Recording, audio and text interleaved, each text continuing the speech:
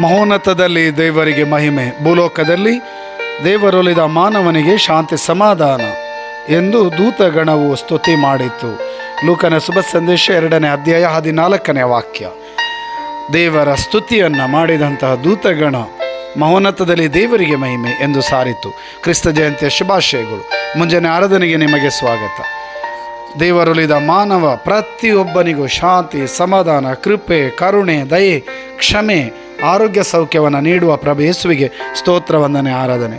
ಪ್ರಭು ಯೇಸುವಿನ ಜನನದಲ್ಲಿ ದೇವದೂತರು ಹಾಡುತ್ತಾ ಎಲ್ಲ ಮಾನವರಿಗೂ ಶಾಂತಿ ಸಮಾಧಾನವನ್ನು ಘೋಷಿಸಿದರು. ಪ್ರಭು ಯೇಸು ವಾಗ್ದಾನ ಮಾಡಿದಂಥ ಆ ಶಾಂತಿ ಸಮಾಧಾನ ನಿಮಗೂ, ನಿಮ್ಮ ಕುಟುಂಬಕ್ಕೂ, ನಿಮ್ಮ ಮನೆಯಲ್ಲೂ, ನಿಮ್ಮ ಮನೆಗಳಲ್ಲೂ, ಮನದಲ್ಲೂ ನೆಲೆಯಾಗಲಿ. 2 ಕರೆಗಳನ್ನು ಹೃದಯದ ಮೇಲೆ ಇಟ್ಟುಕೊಳ್ಳಿರಿ. ಯೇಸುವಿನ ಪ್ರಸನ್ನತೆಯನ್ನು ನಾವೆಲ್ಲರೂ ಅನುಭವಿಸೋಣ. Hallelujah, hallelujah, hallelujah. ಪ್ರಭುವೇ, ನಿಮ್ಮ ನಾಮಕ್ಕೆ ಸ್ತುತಿ, ಸ್ತೋತ್ರ, ವಂದನೆ, ಆರಾಧನೆ, ಶಾಂತಿ ಸಮಾಧಾನಕ್ಕಾಗಿ ಪ್ರಾರ್ಥಿಸುತ್ತೇವೆ. ನಮ್ಮ ಕುಟುಂಬಗಳನ್ನು ಆಶೀರ್ವದಿಸಿರಿ. ಪ್ರಾರ್ಥಿಸುವ ಪ್ರತಿಯೊಬ್ಬರಿಗೂ ನಿಮ್ಮ ಆತ್ಮರ ಬಲವನ್ನು ಕರುಣಿಸಿರಿ. ಪವಿತ್ರಾತ್ಮರಿಂದ ಅಭಿಷೇಕಿಸಿರಿ.